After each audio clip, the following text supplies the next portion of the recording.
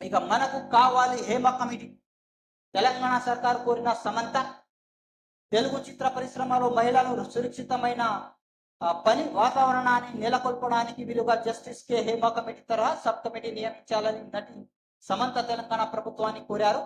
మలయాళ చిత్ర పరిశ్రమలో లైంగిక వేధింపులు నియమించిన జస్టిస్ హేమ కమిటీ ఇచ్చిన నివేదికపై పలువురు సినీ ప్రముఖులు స్పందిస్తున్న సంగతి తెలిసిందే.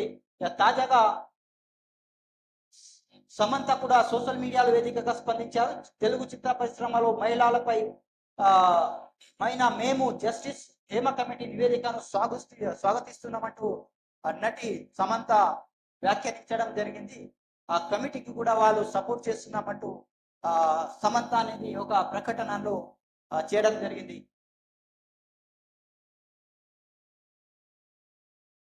ఇది సాక్షి పేపర్ కి సంబంధించిన హెడ్లైన్స్ అనేది చూసినాం. Thanks for watching RM news.